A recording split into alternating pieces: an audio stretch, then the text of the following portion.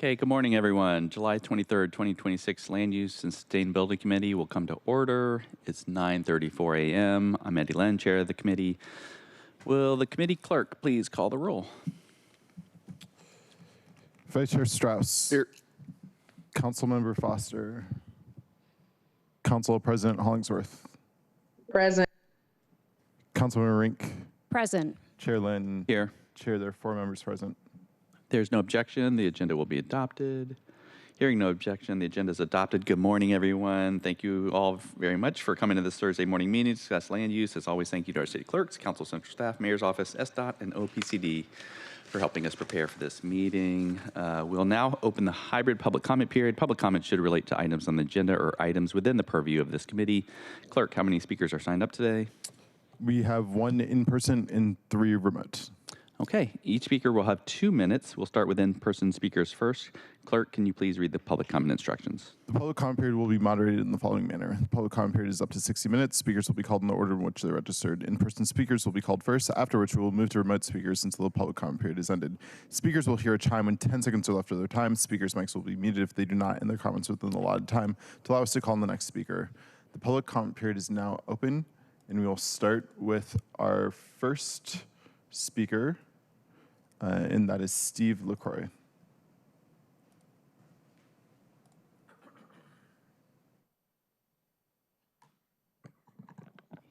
Either one, but you do have to speak directly into the mic for it to... Right into it, okay. Good morning, my name is Steve Lacroix. I'm a resident of North Seattle, and I'm here representing Thornton Creek Alliance. We appreciate the overall tenor of the plan to increase tree canopy, improving pedestrian and bicycle movement, use of native plants, and honoring the stewardship of indigenous cultures. We agree and support work to increase affordable housing while providing access to natural surroundings, tree canopy, wildlife, etc. But these are not mutually exclusive goals. We recommend respecting Washington Department of Fish and Wildlife's recommended 200-foot riparian management zones. Between 2016 and 2021, Northgate lost 18.55 acres of tree canopy. This fact must be integral to all planning. This trend must be reversed. Tall trees are imperative to maintaining water quality for salmon and other beloved wildlife. Walking trails are needed. Let's use this opportunity to offer the community forest bathing as people walk to do their errands. Casual gathering places are needed.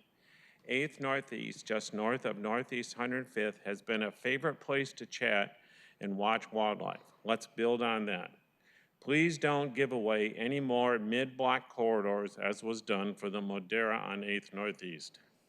Some key initiatives: Hubbard Homestead Park.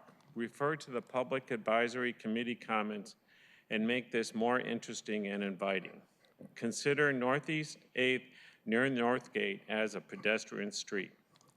Use best practices of lighting to balance safety and needless light pollution. Thank you. Thank you so much. Oh, and for the record, I believe Councilmember Foster has joined us online. That's our last in-person speaker. We will now move to our remote speakers, starting with Megan Cruz.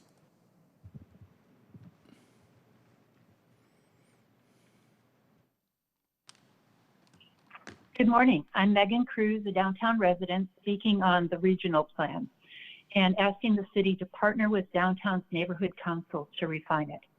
The plan goals are commendable, but proposed actions don't always reflect the reality on the ground. For example, instead of integrating density throughout downtown, intense upzones are proposed on crowded 3rd Avenue, the nation's largest transit corridor, where current residents and businesses already struggle with basic access for service vehicles and loading. Yet the city's technical report proposes upzoning with market rate towers of 500 to 1,000 homes with parking for 75% of the units. This is not sustainable. Downtown residents have embraced density, and we understand what it takes to succeed. We want affordable housing, transportation logistics, livability metrics, and a plan for the 31 preservation landmarks in this small upzone area. Upzoning without these requirements to deliver these elements is like writing a blank check without oversight. Please put citizens back into city planning, engage downtown's community groups, and reestablish a project review process. Thank you. Thank you. Next up, we have Sabrina Bolio.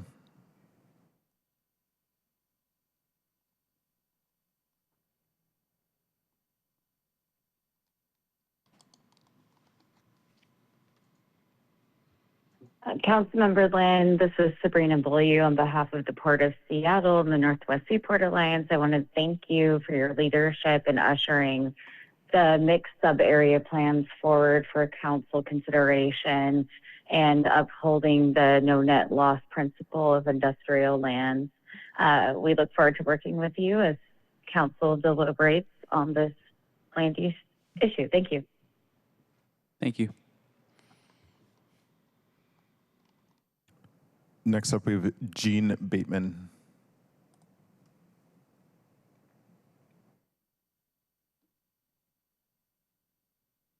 Thank you.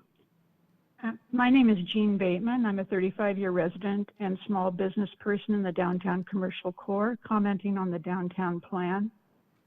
First, I really want to thank you. The plan appears to have returned us to our 5 neighborhoods and boundaries. The previously proposed waterfront neighborhood is gone, and we thank you for this change. The plan needs to define districts more clearly, their drawn boundaries, their description and intention. 2 specific examples are the Pike Place Market Historical District and the newly proposed and expanded Waterfront District. The Flume map and its related district narratives are very unclear. Please reference the legal boundaries of the Market Historical District. Please clearly show and describe the proposed boundaries of the Waterfront District. And importantly, update the related SEPA document, which has already been approved, which calls it the Waterfront Historical District and then places the market inside of it. There is no Waterfront Historical District. The historical district is the Pike Place Market Historical District. Also, please give us more information on the cultural strategies for downtown revitalization report. It's mentioned 10 times in the plan, but not described. Thank you very much. Thank you. We will now move back to in-person speakers with Hannah Ziff. Hi, my name's Hannah Ziff. I live downtown in Pioneer Square. My idea for Seattle is everybody agrees here that we want it to be beautiful and we like walking. My great-grandfather actually made one of the first federal laws requiring everybody to buy exit signs. And I heard that we're thinking about widening the streets for fire trucks. And I'm gonna say, if we have to widen one street for fire trucks, we are gonna have to widen all the streets. And it's not gonna be beautiful, it's not gonna be good for walking, and we need to say no to widening the streets for fire trucks. We need to build new fire trucks or something else. If there's one thing we can agree on, we want the city to be beautiful. So please say no to widening the streets for fire trucks. Thank you. Thank you. Chair, that concludes our speakers.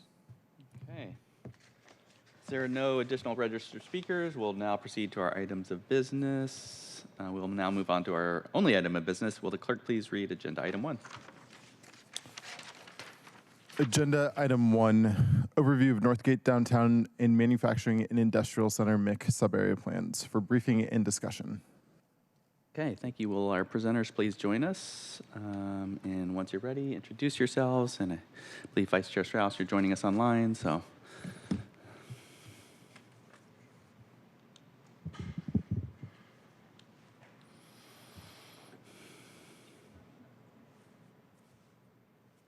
That one's on. Okay, we will share. This one is on now. Good morning, Chair Lynn. Thank you so much for having us today. My name is Allison Miller. I'm the Community Planning Manager at the Office of Planning and Community Development. I'm joined by my colleagues. Hi, good morning. I'm Jesse London, a Regional Centers Planner at OPCD. Erica Bush. I am currently a district planner with OBCD and now working for the Seattle Department of Transportation. Thank you. So today, just kind of a quick overview of our agenda for today. We were here in June talking about, we kind of gave an orientation briefing around this package 1 of sub-area plans and how that is related to the 2026 comprehensive plan amendment. Meaning this is the comprehensive plan amendment package this year, is this package of 4 sub-area plans that we have submitted to council for your review and consideration. There, as we sort of discussed last month, just a quick refresher, there are in total 9 sub-area plans that we'll be looking to have adopted over the next 3 years as comprehensive plan amendments. And yeah, in June, we kind of just went over what are those plans, why are we doing these planning processes, and talked about how we went through the process of developing those plans. So for today, we're going to talk through the Northgate Regional Center, the Downtown Regional Center plans, and our colleague Jim Holmes will swap with us and talk about the 2 MIC plans. So we'll first dive into the Northgate Regional Center plan. Thanks, Allison. And there will be a brief pause at the end of the Northgate slides for any questions or discussion on that before we transition into downtown, just FYI. Okay, so the Northgate Regional Center plan, it's an interesting one to start with because it actually, in many ways, doesn't look and operate like our other regional centers in reality currently. It's much less dense, it's got much larger blocks, relatively poor walkability, and that large sea of surface parking. This sort of, what we see when we look at it is the opportunity in that state of transition that it's currently in. We have an opportunity as we make this plan to influence its development, and thankfully, as I'm sure many of you are familiar, there are a lot of really great assets that we can use as a starting point and leverage into transitioning this neighborhood into an operating regional center. It's centered around this gradually redeveloping former mall site, obviously the light rail station and transit-oriented development opportunity that presents, that aggregation of medical uses that exists throughout the sub-area, the Kraken Iceplex that generates over 1 million visitors a year, and obviously some great natural features, the Thornton Creek, the Beaver Pond, Barton Woods, et cetera. And multiple affordable housing projects either recently completed or in the pipeline. So we have a good starting place there as our existing condition. So like in our other plans, as you'll see when we introduce these over the course of the next year, it's grounded in our equity priorities and robust constituent engagement. It's supported by our technical research that we conducted with our consultant teams. After using these initial findings to develop a vision statement and some high-level ideas, we took that information, vetted that with constituents again, and the next year we released a full draft plan for public comment, and then of course there was our interdepartmental collaboration throughout all of this process with our partner agencies. So the engagement, we had a few different phases of that. It's at the beginning, this was maybe like mid-late 23, we decided we wanted to focus hard on our historically underrepresented groups in the neighborhood. So a lot of the in-person engagement that our consultants conducted was focus groups with these target audiences. We held focus groups in language with East African elders, the Idris Mosque, a group of primarily Asian restaurant workers, an indigenous youth program, a couple different cohorts of students, among others. But we also had, of course, our more wide-reaching surveys to generate that large sample of feedback from our more involved members of the community historically. And ultimately, a few themes emerged. The activity level in the neighborhood was something that people were curious about. What does the post-mall neighborhood look like? And that sort of tied in with the neighborhood identity. Like, what is this neighborhood going to be in the long term? Who does it serve? When people think about Northgate, what do they think about? And then, of course, the bare minimum stuff like walkability and increasing our access to parks and open spaces as the neighborhood grows. As part of our technical work and engagement, I wanted to pause and talk about this for a moment. We looked into how best to use the neighborhood's state of transition and opportunity presented by some simultaneous projects in the neighborhood to implement elements of a neighborhood that could serve an urban indigenous community. We worked with an indigenous-led consulting firm, Old Growth Solutions, which was at the time was Tahoma Peak Solutions, to develop these reports on what these urban elements might be and how that could work in a neighborhood like Northgate.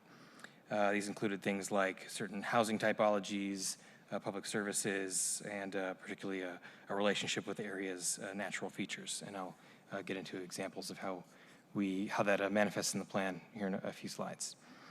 So I'm not going to read the full vision statement here, but all this work yielded our sort of North Star here, this vision statement. And I think in summary, we think this neighborhood can have it all. I think that's totally a realistic thing over the course of the 20-year planning period. We think this place can have all of the building blocks of a complete urban neighborhood, comprehensive amenities, walkability, public spaces, and this planning process is sort of the first step to leveraging the development interest in the neighborhood to make that happen.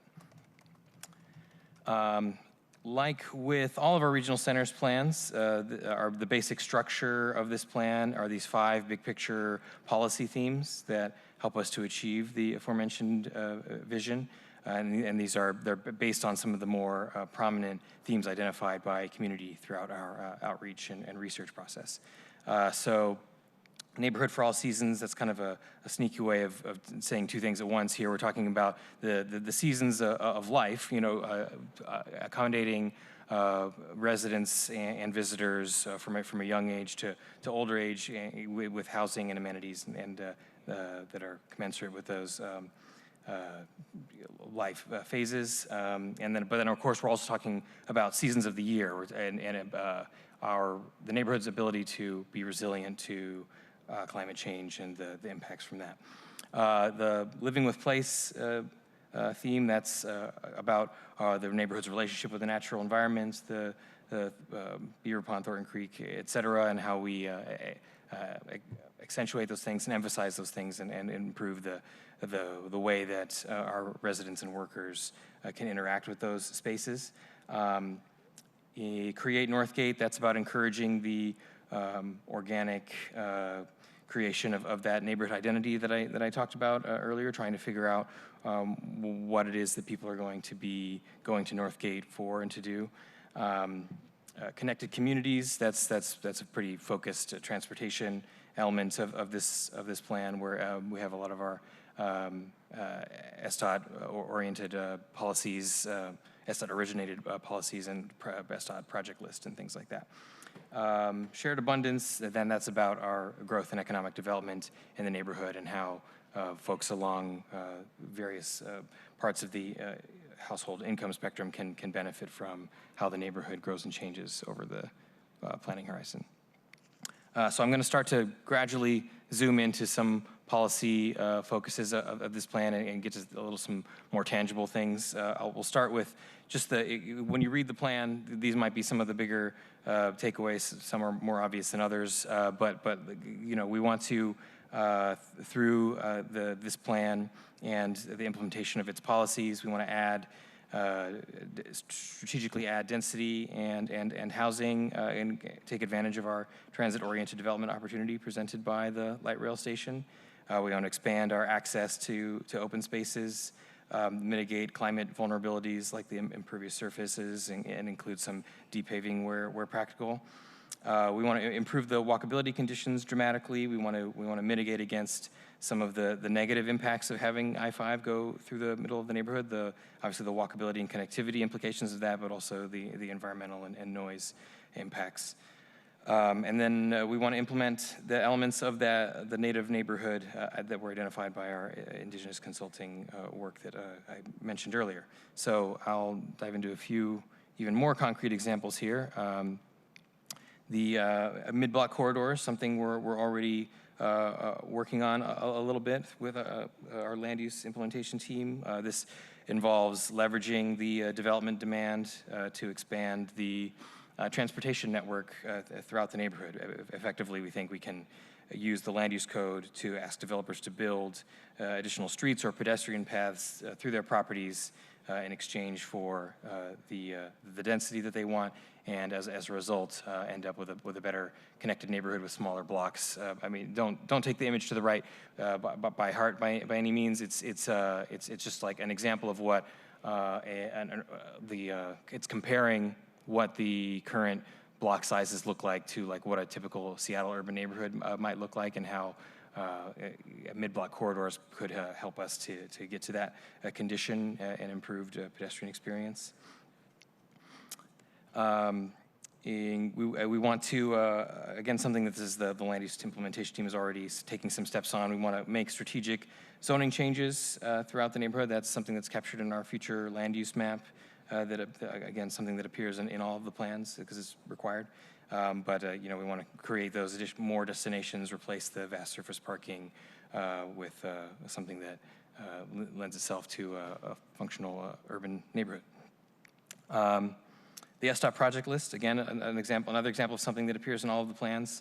We work closely with SDOT to further their work from the Seattle Transportation Plan that they completed a couple years ago by identifying some incrementally more specific transportation investments in key locations. As you might imagine, walkability was the primary focus, but there are bike and transit improvements here as well. Crosswalks, sidewalks, bike lanes, more pleasant ways to cross I-5, things like that. So I encourage you to open that up because it's a long one. The ecology corridor, that's one of our more abstract concepts in the plan, but it's effectively an implementation of a recommendation from those indigenous consultants and the collaborators and supporters of those products. The intent is to improve the neighborhood's relationship with its natural features through this linear path between the Barton Woods area just north of North Seattle College, down the 100th Street right-of-way and up into Thornton Creek. And the result we would hope would be an improved ecological function in these areas, a much higher native tree and plant density in these spaces, including the public right-of-way on 100th and along I-5. And then we're exploring the use of Barton Woods or neighboring forested areas as a native food forest, which that's actually something we're also starting to work on with some partners at Department of Neighborhoods, Office of Sustainability and Environment, and then we're just starting to have conversations with North Seattle College about some appropriate spaces for a food forest, which is effectively this multi-tiered edible ecosystem that's a historically significant part of the food production for the Coast Salish peoples. Yeah, those are all of the examples I have. I'll pause here, and if anyone has questions about the plan or anything like that. Thanks. Okay, thank you so much. There's a lot there, colleagues, and just for this morning, I mean, obviously we went through that presentation, but feel free if you have questions along the way for the next presentation. But any questions or comments? And if colleagues don't have any, I have a few. Just holding on one more minute. Could you talk about, as part of the Puget Sound Regional Council, I know that there are some conditions and deadlines. Could you just remind us what those are, and also just for the public's sake? Sure. Do you? I could go ahead. Can speak to the. I'll speak overall to the condition around adopting sub-area plans.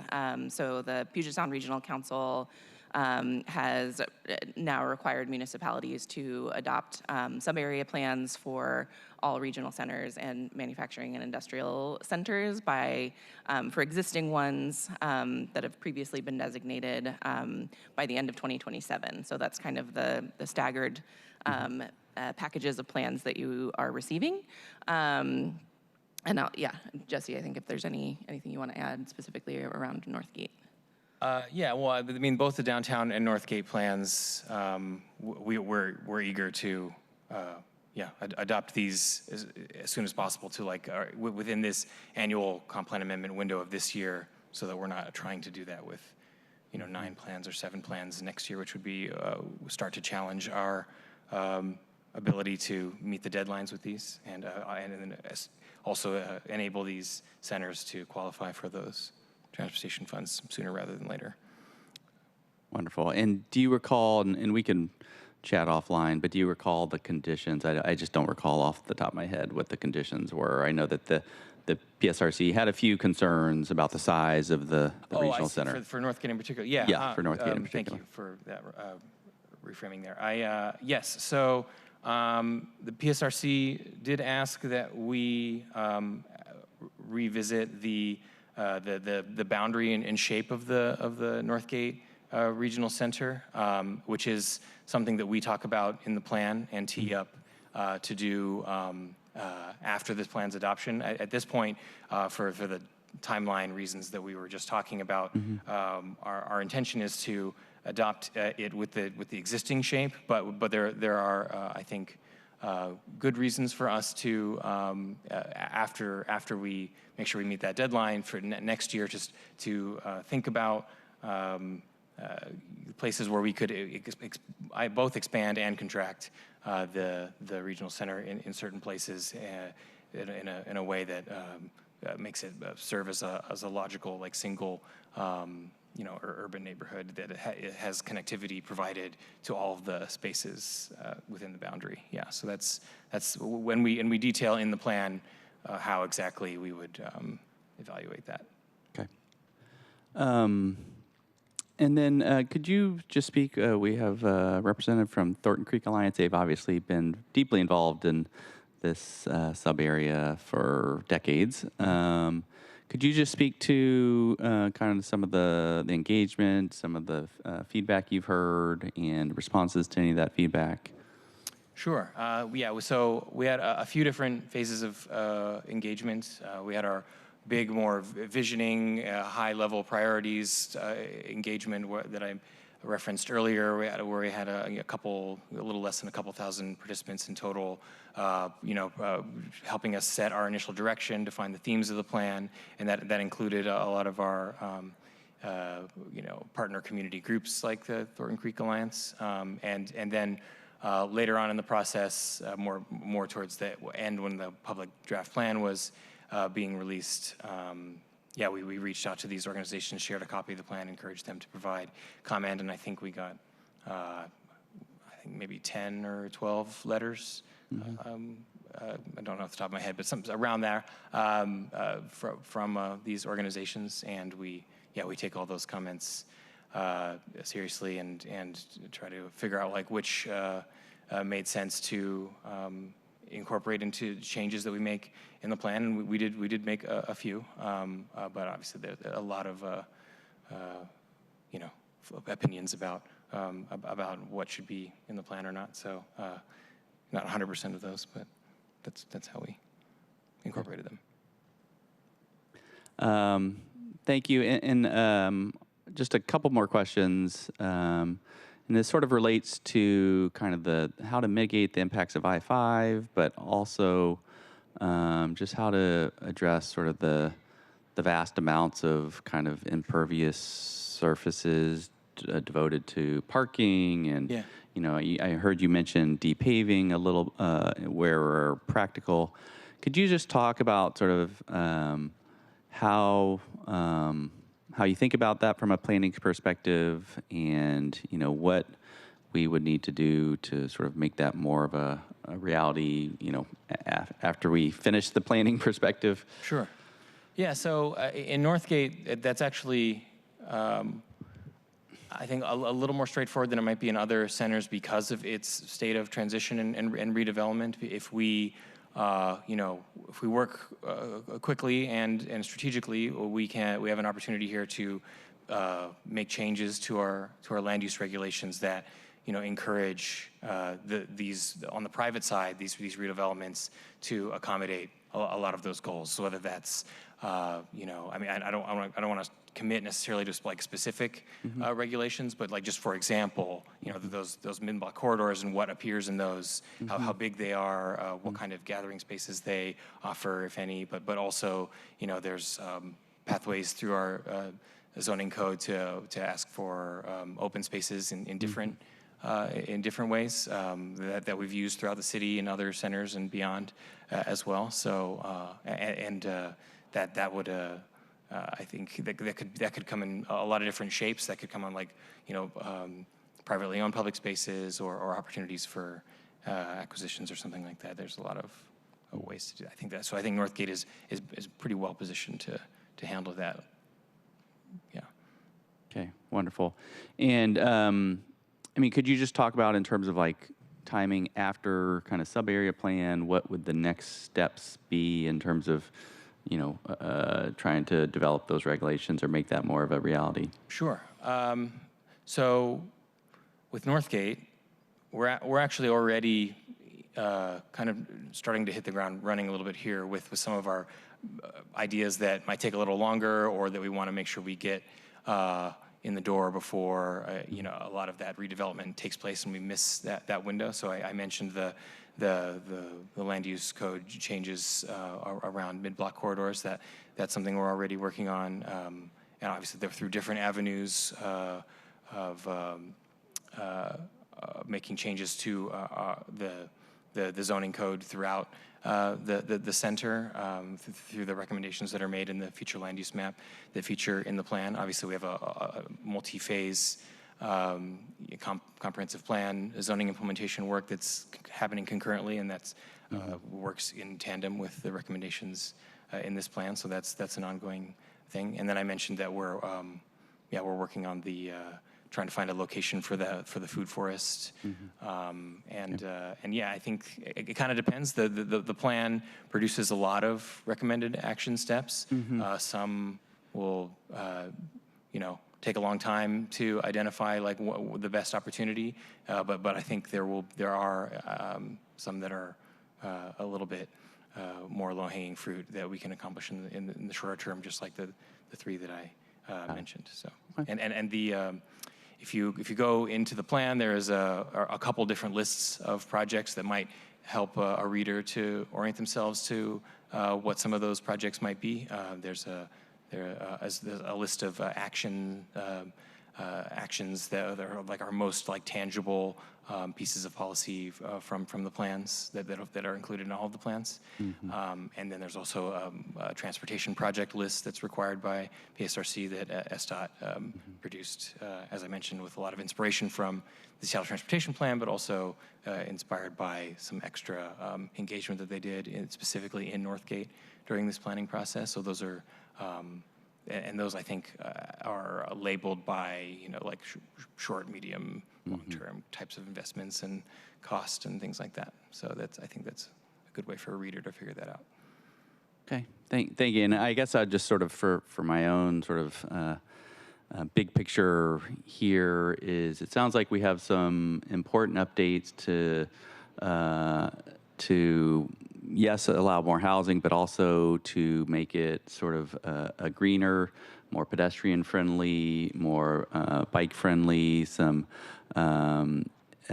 indigenous sort of elements, planning elements to this. And until we sort of move forward with both the sub-area plan and then the related development regulations, that there could be development that occurs under our current zoning and rules that would sort of, that doesn't have those elements to it. And so look forward to continuing.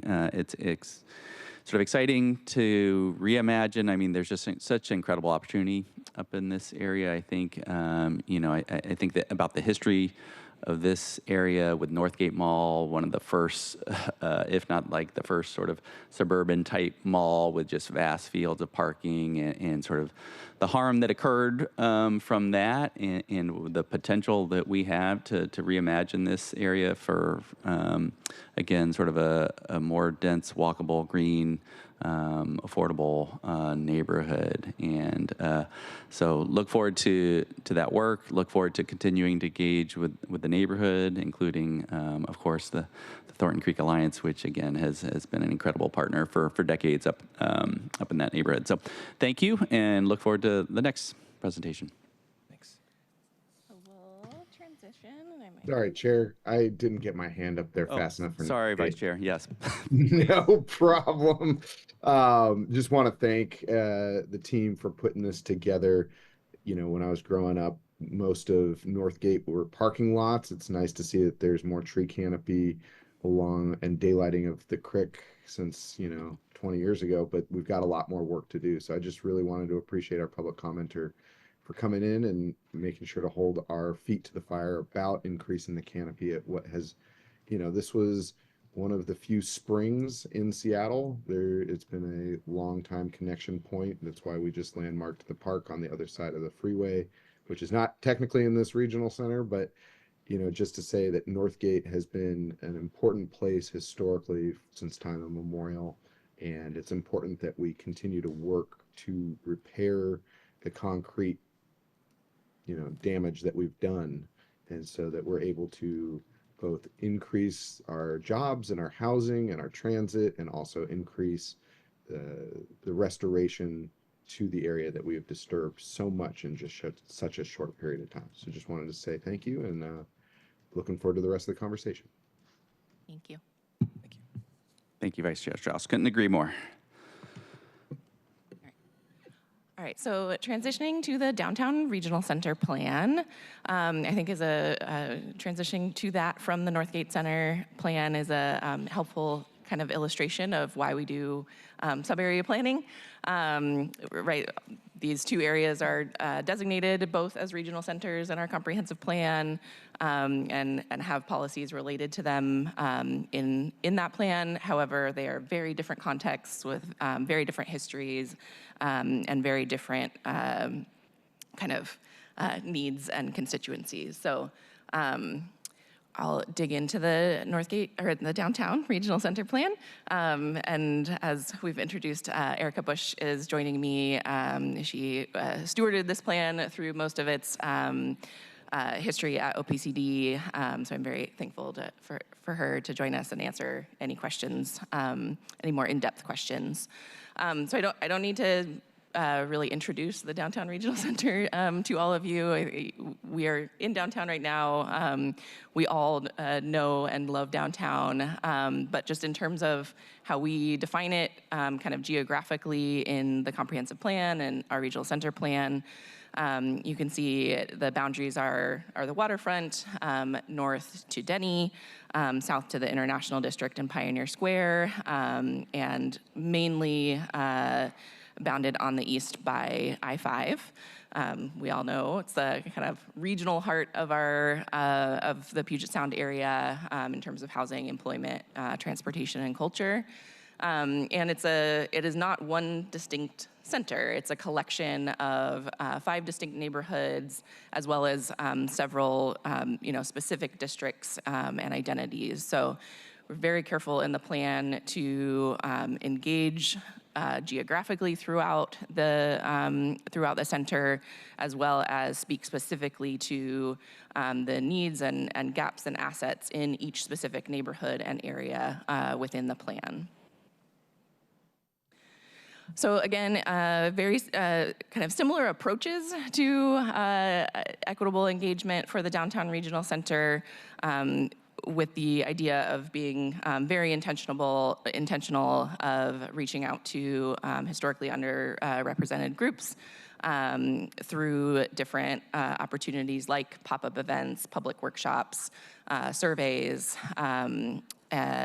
artist-led interviews, using our racial equity toolkit.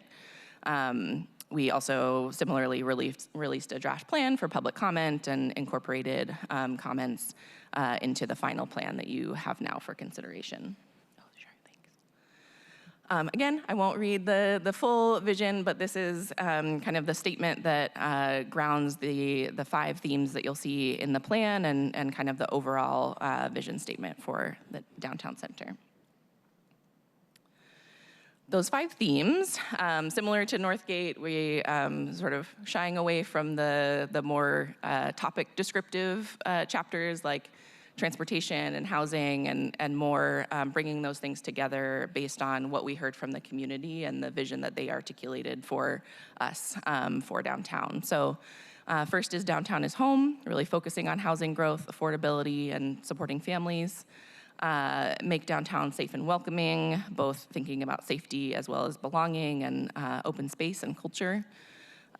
Make use of every square foot, thinking about jobs, retail, adaptive reuse, and economic vitality. Steward our home for the next 7 generations. That's talking about climate, indigenous stewardship, and resilience. And then find our way, transportation, streets, wayfinding, and accessibility. Before I dig into the specifics within each of those themes, there is a very kind of helpful graphic in the plan that brings together the kind of public realm and spatial improvements that are discussed in each theme of the plan. We call them big ideas for downtown. There's 16 specific projects that are discussed. And they kind of, again, bring together the 5 themes in a way that you can kind of view and see with ideas to prioritize people and designing our public spaces and rights of way to make sure everyone feels safe and welcome. Supporting and designing key commercial corridors to support culture, community, and economic opportunity. Focusing on navigation, particularly for populations like children, older adults, and people with disabilities. The plan really points towards embracing the waterfront and the waterfront edge throughout the plan, but also focusing on kind of green connections and clear sight lines. And then advancing station area planning that supports additional housing. So you can kind of see those 2 hubs that we're really that kind of thinking about the Westlake hub and the South Downtown hub as we move towards some nearer term opportunities for additional planning and housing. So the first theme, and really kind of a core component of the downtown plan as a whole and the direction that, I think from the community and we really heard resounding support for is the idea of downtown is home. So really working to transition and support additional housing downtown. The plan calls for 13,500 new housing units by 2044. And to do that, we want to make sure that we're preserving and expanding housing across income levels, as well as evolving downtown as a neighborhood, as a set of neighborhoods that really meet diverse resident needs of people who live there now and future residents. So that includes, several policies and actions around using things like incentive zoning and redevelopment tools to advance housing and conversion of existing stock or buildings to meet those needs. Again, also exploring key opportunities for station area redevelopment, especially when we think about the need for family scale housing.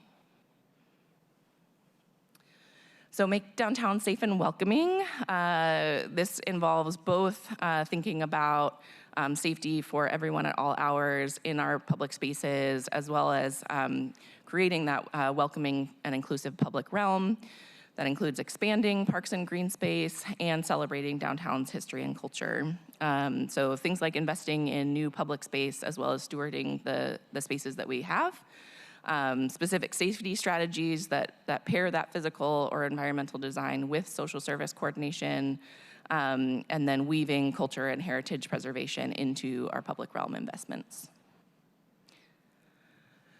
Making use of every square foot. Again, so the downtown plan calls for planning for 60,000 net new jobs over the next 20 years. And to do that, we really need to look at how are we using the space that we have now between existing parking lots, vacant land, vacant structures.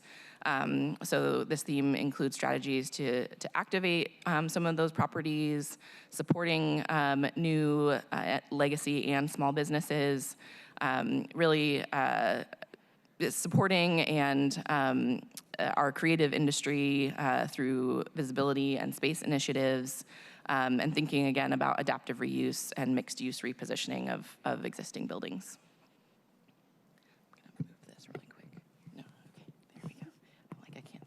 Okay, theme 4, stewarding our home for the next 7 generations.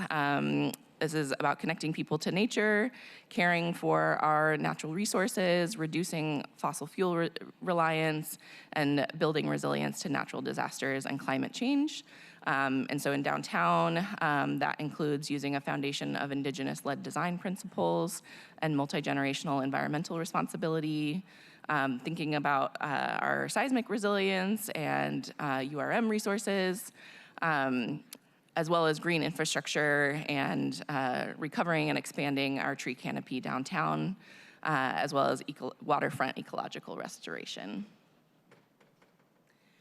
And last but not least, Find Our Way is really our transportation-focused theme, thinking about people-oriented public spaces, rethinking street space, making travel safe and comfortable, celebrating indigenous cultural history through the transportation system, and building sustainable and legible mobility.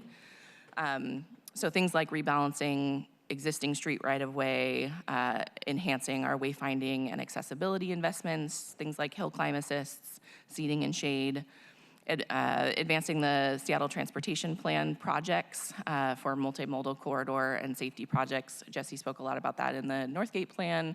There is also a Seattle Transportation Plan project list for downtown. And then street design to additionally support economic activity, things like activated frontages, event-ready corridors, things like that. So again, each regional center plan includes a future land use map. We really found in looking at downtown, there is a lot of existing capacity.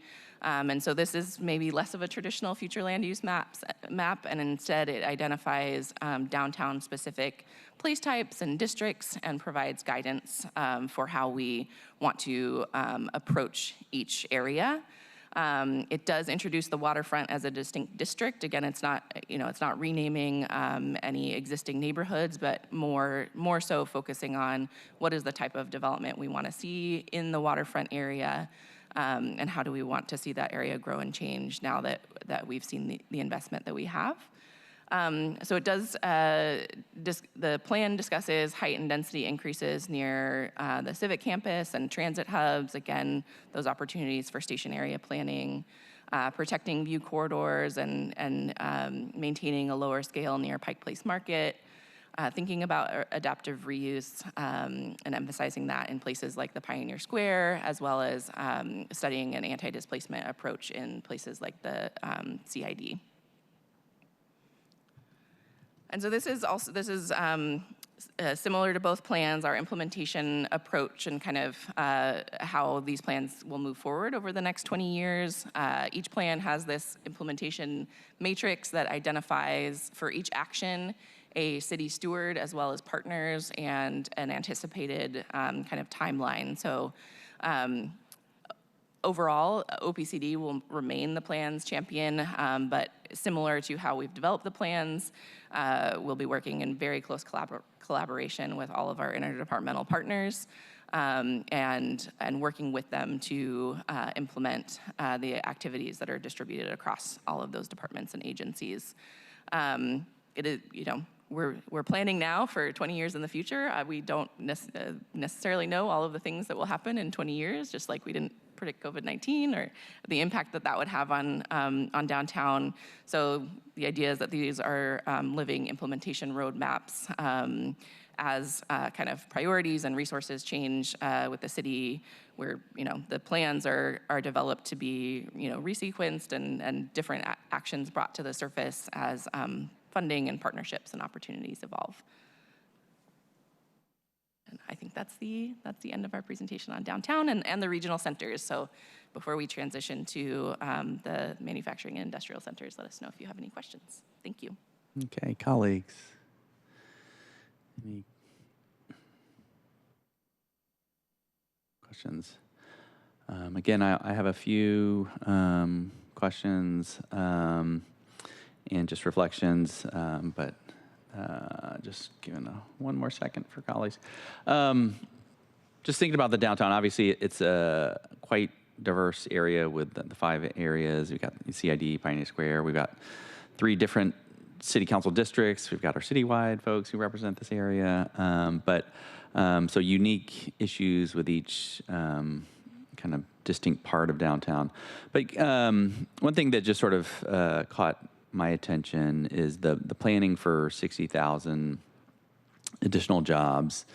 And, just thinking about the history of our city and what has really sort of driven in the transformation of our city was those jobs, the tech sector, right? And but we are seeing this major sort of change in that industry. We see office vacancies quite high, and I don't know. From my perspective, it's a little bit hard to predict what's going to happen with AI, with the job sector, with the office sector. Could you just talk a little bit about how that's playing out in your thinking? What sort of flexibility do we have depending upon depending on what's happening in the economy? Yeah, I'm happy to start that. So I think you're absolutely right. There's only so much that we can control in the work that we do. What we can help is to create an environment that's conducive to economic growth and to livability. Mm-hmm. And what this plan really tried to center on was creating a much more diverse and engaging downtown that was inspiring for folks to develop and to come here. I think what we just saw with FIFA, what we've seen over time, is that we sometimes forget how incredible our city is and how much of an incredibly beautiful, walkable, accessible environment we have here. And the fact of the matter is we've leaned in really hard on that tech sector, and we do need to diversify. It doesn't create a resilient economy, and what you will see in the section, the economic section of this plan, is talking about how if we don't sort of pause and take note of the need to diversify, we put ourselves in a really risky place. And we've heard a lot from folks throughout the planning that they want a diverse city. Artists want to work downtown. Educators want to work downtown. The maritime industry wants to continue to function and thrive downtown. We have an incredible design and architectural culture here. We have industries basically that cover every spectrum, and we need to encourage growth in all of those sectors versus kind of leaning into just one. And I think that will continue to help Seattle thrive and actually become what the plan defines as our largest residential hub, as well as just job growth. Okay, thank you. Okay, if there's no other questions or comments from colleagues, we can Thank you so much. move along. Pass it over to Jim Holmes.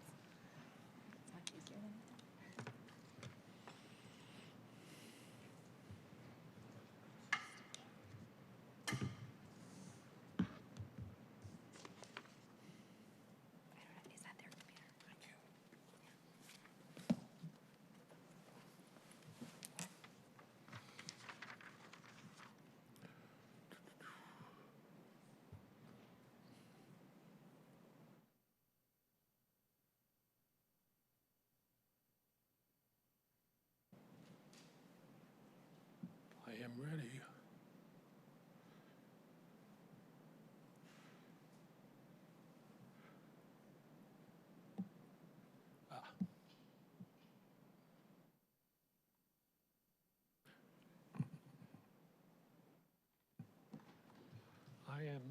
double, yeah.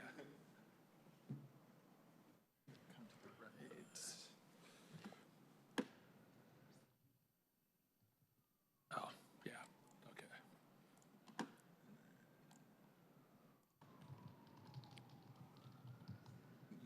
Yep, awesome. Thank you. Okay, yeah, could you go ahead and introduce yourself for the record, and please go ahead and get started when you're ready. Yeah, Jim Holmes, Senior Planner with Office of Planning and Community Development. I'm here to give you a presentation on both of the manufacturing industrial center plans. Before I do that, I really want to talk about a little bit about the industrial maritime strategy, and these plans are an implementation action of that strategy. That strategy was something that was initiated in 2019. It was informed by a very strong interdepartmental team and a 60-plus community stakeholder group, including representatives from industry, property owners, agencies such as the Port of Seattle and Sound Transit, other groups like the Georgetown Community Council, Transportation Choices Coalition, Dormish Valley River Cleanup Coalition.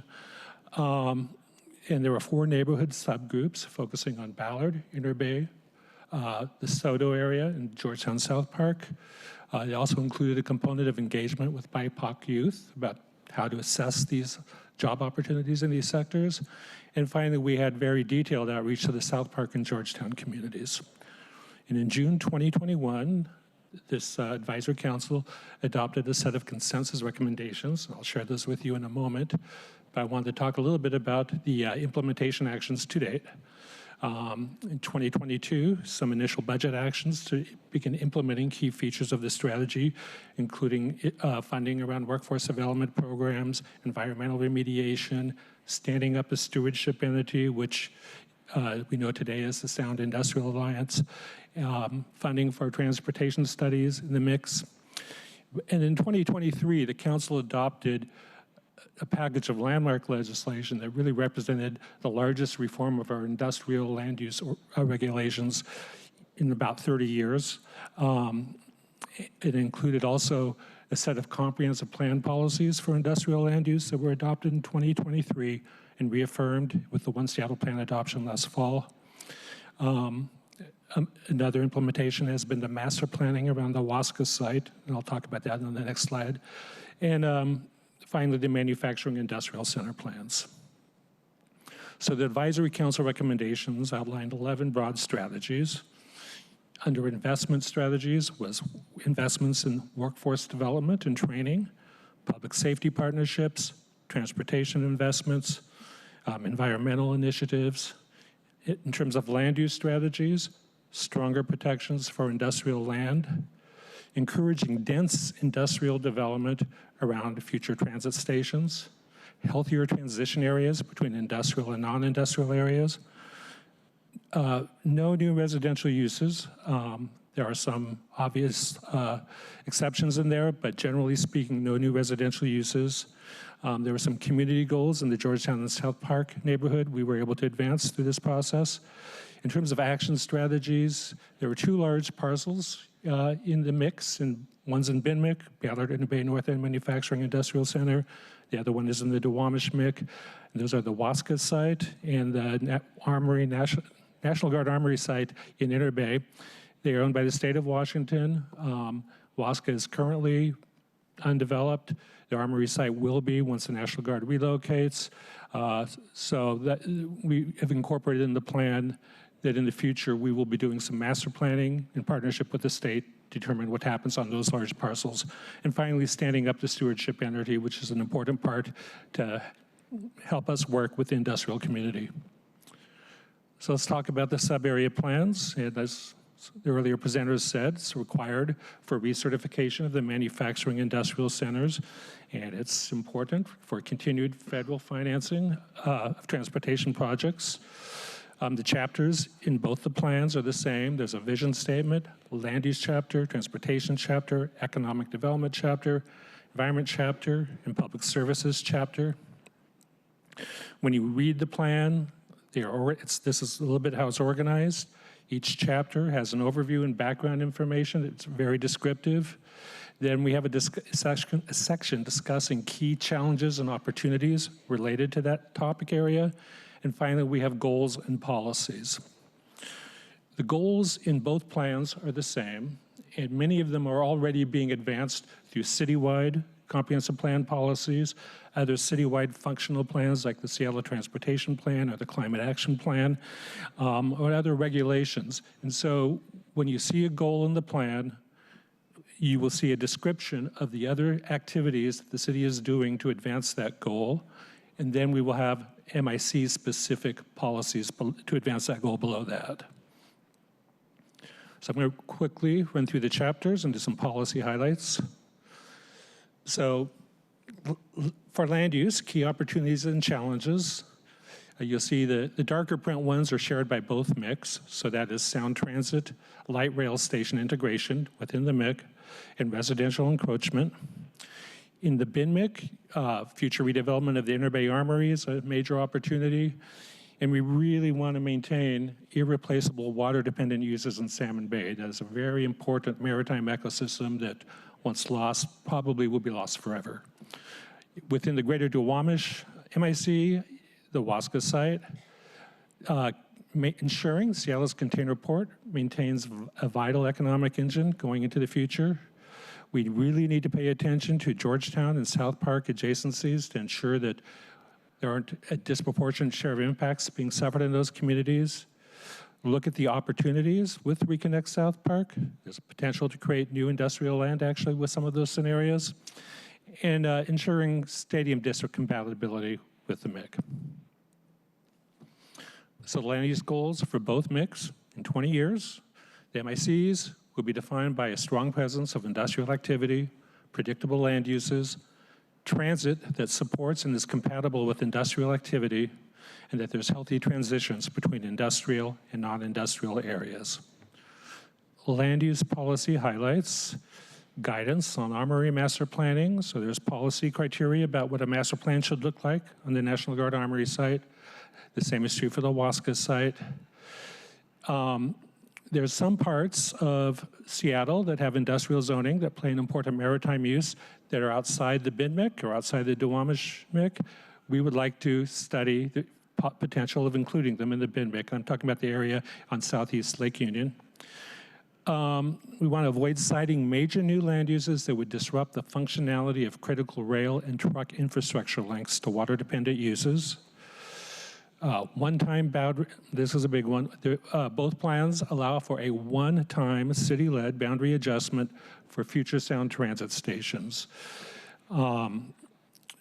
The intent there is that whatever is done in a comprehensive, non-piecemeal way, and we offer criteria for that one-time adjustment. For example, in the BINMIC, there has to be no net loss of industrial land. Another policy in the Duwamish MIC plan that there be no housing in the station area overlay district, and that a working group be established to guide future planning within the station overlay district and adjacent areas. Transportation chapter, common to both MICs, maintaining the freight network, integrating sound transit stations, making and improving a safe, active transportation network, and ensuring travel time reliability of the freight network. Unique to the BINMIC is also that maintaining the viability of 15th Avenue corridor, including the Ballard Bridge, and east-west connectivity in Inner Bay. Within the Duwamish MIC, Reconnect South Park, that is a potential challenge that we need to monitor to understand its potential impacts on freight movement. Transportation goals for both MICs. In 20 years, there will be a high-efficiency use of limited rights-of-way and a robust freight network that will have strong intermodal connections, and that there will be an active transportation network safely coexisting with the freight network. Policy highlights include new street typologies within the urban industrial and industry and innovation zones. These are zones where we expect much more pedestrian activity in the future, and so we want to ensure freight can move safely and pedestrians can move safely. We want to improve last mile connections between the transit stations and employment locations within both MICs. Resurface and improve roadways and approaches to Smith Cove and Salmon Bay that are in substandard conditions. This is really an issue in the BINMIC. and improve visibility of pedestrian and bike riders to truck and car drivers. Seek to separate active transportation facilities from freight facilities. The economic development chapter, key challenges and opportunities, common to both MICs, encroaching land uses, the light rail stations, which comes across in many of these, almost all of these chapters, emerging maritime innovations, so we'll keep that industry cutting edge, and climate change and how that impacts particularly the water-dependent areas. Within the BNMIC, we also want to support the brewery district and looking forward, once again, to the Inner Bay Armory redevelopment as a modern industrial project. In the Greater Duwamish MIC, as far as economic development, Seattle's container port is the big story there, and we really want to maintain its presence. Goals for both MICs: in 20 years, there'll be a strong presence of industrial maritime sectors and the living wage jobs they provide, which is really the motivator for all of this work. That there be equitable access to those living wage jobs. That these areas are home to emerging subsectors of the industrial and maritime economy. And that around light rail stations, we have high density employment anchored by industrial activity. Policy highlights include support for the Ballard Brewery District, raising awareness of maritime sector careers in vocational training programs, high schools and middle schools, ensure major public works are designed to preserve the functionality and operation of maritime and industrial operations, encourage new industrial projects near residential areas to offer job training and internship opportunities to the local workforce, and to continue to work with stakeholders to support maritime sector innovations to ensure a thriving and modern container port operation. And finally, in the environment and open space chapter, common opportunities, challenges include both areas feature a substantial amount of contamination, historic contamination and fill.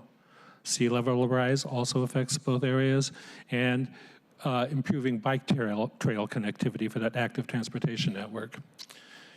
Within the BNMIC, the Inner Bay Armory is also an environmental challenge given its location and its history. And the combined sewer overflow, that's a great opportunity. That's investment in the BNMIC that's been completed. In the Duwamish MIC, environmental justice issues, particularly related to South Park and Georgetown communities that are adversely impacted by industrial activity in that area, and water quality on the Duwamish River.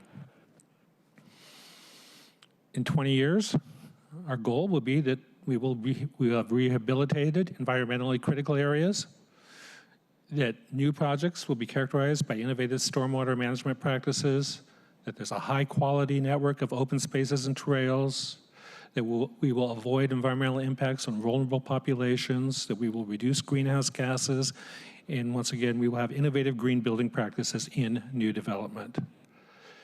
Policy highlights include encouraging shoreline restoration, assisting operators of vessels in the fishing fleet and other maritime companies based in Salmon Bay and Elliott Bay to transition over time to alternative fuels, incentivize, encourage mass timber construction, use publicly owned remnant spaces for open space to serve nearby residents and workers, work with property owners along shorelines that are impacted by sea level rise to coordinate public-private investments to protect inland areas, and expand electric transportation and maritime and marine infrastructure, including expansion of electrical shore power and charging infrastructure for heavy-duty equipment and freight.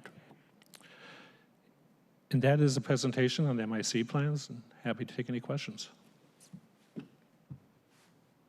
Okay. Colleagues, Vice Chair Strauss. Hey, thanks so much, Jim. Great work. Colleagues, you may or may not know, Jim and Jeff Wetland are the two folks from OPCD, amongst many others, and now Naomi Lewis also works at OPCD, but the three of them and Chase Kitchen really got the maritime and industrial plans passed in 2023 after so many years of stakeholdering. And so this is good to see this back today. And Jim, thank you for the in-depth meeting as well as the comparison policy chart.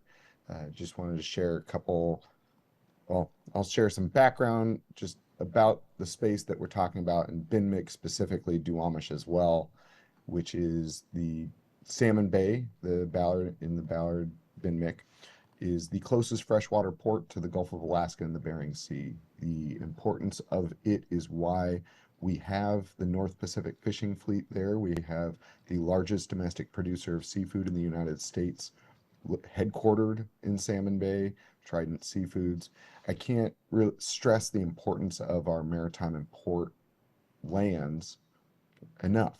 And I say that because 1/3 of our sales and use tax comes from the maritime and industrial zones. And so in good economic times, some folks overlook them, and in bad economic times, they are the only ones buoying us through the storm.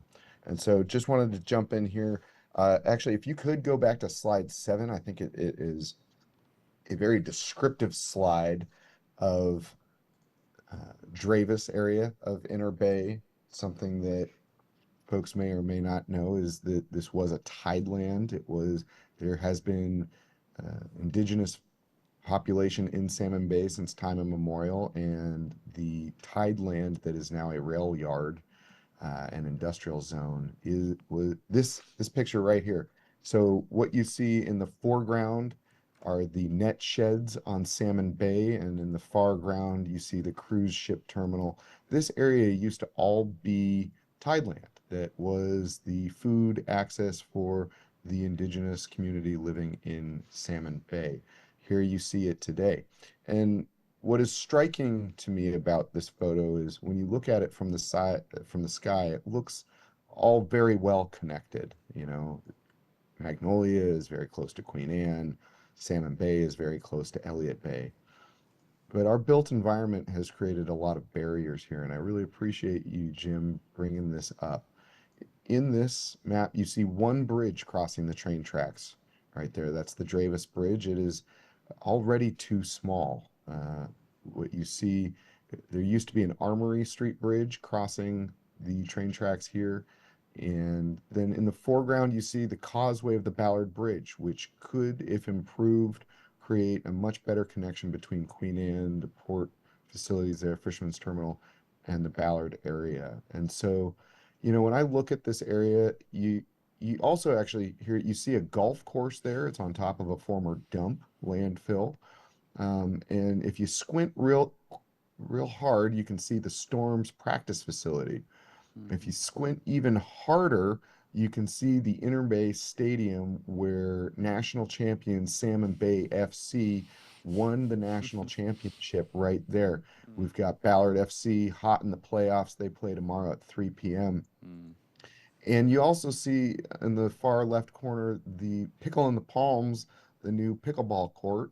And what folks may or may not know is the owner of that property was the host of the most recent RV Safe Lot. That it's been closed so long that they built a building.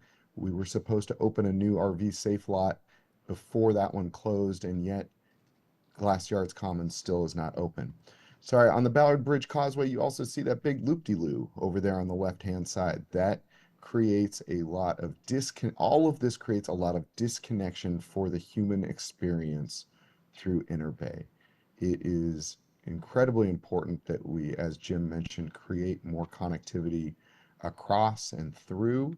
And then, you know, looking at all of the sports activity that's going on right here, I do think that we need to start looking at how do we support that vibrancy that national champions, Salmon Bay FC, national champions, Ballard FC, the most winningest team in Seattle's history, the Seattle Storm, how we promote these and really place make to support all of these excellent attributes of our industrial zone. So I just want to thank you for letting me wax poetic a little bit there about the importance of, you know, the Fisherman's Terminal. You see those net sheds right there. That is the home of the North Pacific Fishing Fleet.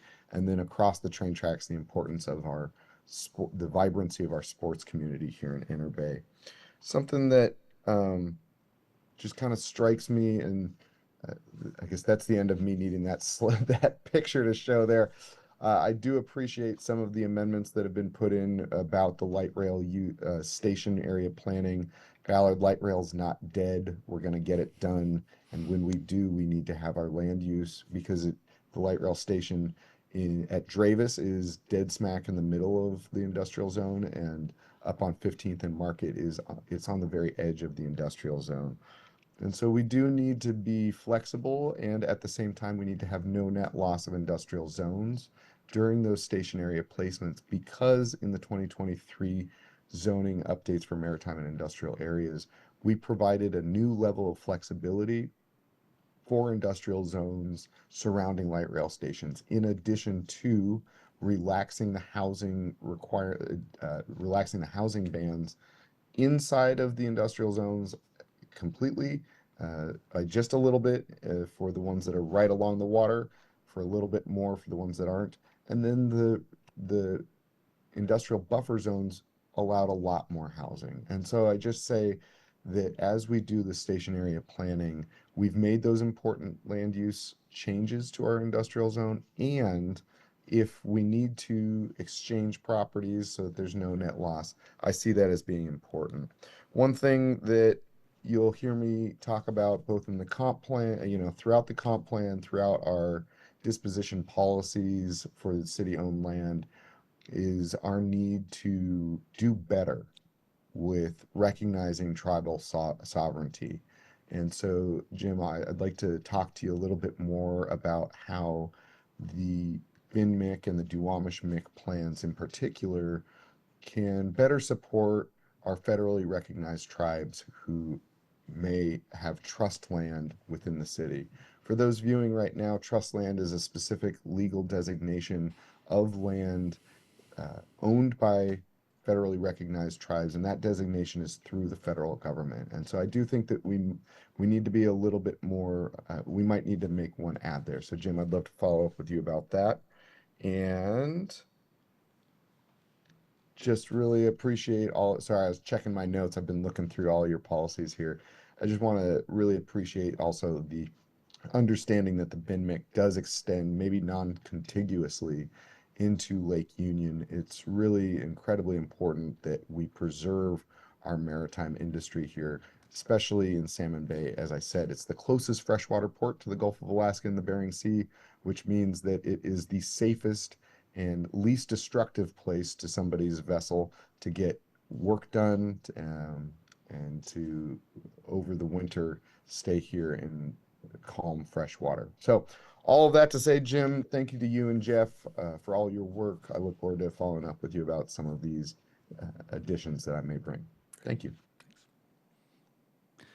Thank you, Vice Chair Strauss. Really appreciated the in-depth look at the Inner Bay area. Could I give one more thing? Sorry, Chair. Of course. I might even be wild enough to ask if I can share screen, just because we discussed the Armory site. Yeah. And yeah, let's see it. If you're able to, we'll see if it works. Let's see if it works here. Give me just 1 second. I just wanted to bring up the Armory site because Jim did mention that it will be up for redevelopment. Yeah. And I discussed it a little bit about the tidelands that are existing, that used to exist there. And when we were filling in Inner Bay in the 1930s, the Armory site was one of the last places to be filled in, which is why the state government got it. And so here is the 1936 aerial photograph of the city of Seattle. We're going to zoom right in here and you can see here Salmon Bay at that time, the timber capital of the world. But here is the Inner Bay area. You can see the dump here, which is now the golf course. Here you see the port terminals. But this is the exact outline of our Armory site today. And you can see it is underwater. And so I just share that with you because across all of most of the Inner Bay area, you can see here where the tidelands are. This was also under tideland. Here we have Smith Cove Park now. These are all, actually Smith Cove Park is right here underneath the bridge where there was shorefront housing at that time. So I just share that with you because I do believe that it is important that as most of our industrial land is built on fill, that we have to be careful about what we place there, not only for sea level rise, but also for the liquefaction, because we know that when you build in places like this, the pilings have to be very deep. This is one of the reasons why the National Guard is moving, is because they base their emergency operations out of there. And if they're underwater during an emergency, they're not going to be able to help very many people. And I just think that we need to keep that in consideration as we are looking at the BINMIC there in Interbay. Thank you for letting me take you on my aerial view tour. And Thank you. How old appreciate was that image from? 1936. 1936. Thank Yeah. you. I love geeking out on the history, Vice Chair Strauss. Only 19 years after Ballard was forcibly annexed by the city of Seattle. So I'll just share a little bit. When I first moved here in 1998, our first apartment was right off Dravis. It was 14th and Dravis, right there. I used to love to explore Fisherman's Terminal, that whole area, and just this weekend got to. I don't make it up to the locks very often, but I got to enjoy the locks this Sunday with my mom. Wanted to show her, and just an incredible history there. And it was fun to look at. They were looking at exploring different places to do the locks, and they had all these different options. And one of them, I think, was through Interbay. One was through like South Lake Union, right through downtown. Yeah, all these different potential. But it's incredible to think about how much we have changed the landscape. And for me, it's just as we reflect on this comprehensive plan, this area has been, there are very few areas that are undisturbed or untouched. We have just completely changed so many parts of the landscape. And so how can we, in a sense, sort of unearth, how can we kind of reimagine and do better as part of this next phase? So I think, that to your point, Councilman Vice Chair Strauss, looking at that armory and sort of the history there and what was there before, and can we do anything that sort of honors and respects some of that history, and certainly would be interested in the idea of trust land. So would love to work on that with you. Also think, just to the incredible importance of these maritime industrial to our economy, to making sure that, as we were talking about downtown, the importance of a diverse economy, as you mentioned. And I do think too often maritime industrial kind of gets overlooked in terms of the importance to our local economy, just because it's not as flashy or in the news as some, our tech sector. But as we think about long-term having a diverse economy, and just kind of one question, mentioned climate change. Earlier, we were talking about sort of the changes, potential, the difficulties of predicting where our economy is going to go in sort of like tech and office. Could you just speak to sort of long range, any sort of thoughts about how the maritime industrial, any bellwethers there, anything that we might need to be just concerned about or thinking about in that interest, just broadly? I mean, we know there's already some industrial areas near South Park that flood during high tides and storms that the city, through many departments, is actively working to mediate. But there's some long-term investments that need to be made to protect from sea level rise in those areas, so we don't get contamination when they flood industrial sites. And other things we talk about in the climate element or the environment and open space element is really the importance of better stormwater management practices to protect water quality, green building design to reduce and conserve resources used in production and transportation, investments in shore power and other electrification of maritime activities. in terms of bringing down greenhouse gas emissions. I mean, it's a full package of things that need to be done. Specific bellwether I can't really point to. Okay, fair enough. Okay, thank you so much. Okay, colleagues, any other questions or comments? Let's see. I believe that might be, is that the end of our presentations for today? I believe so. Okay. Well, thank you so much, everyone. Thank you for the presentations. And let's see. Okay. If we don't, just double checking. Okay, we've reached the end of today's meeting agenda. There's no further business to come before the committee. We are adjourned at 10:59 a.m. Thank you all.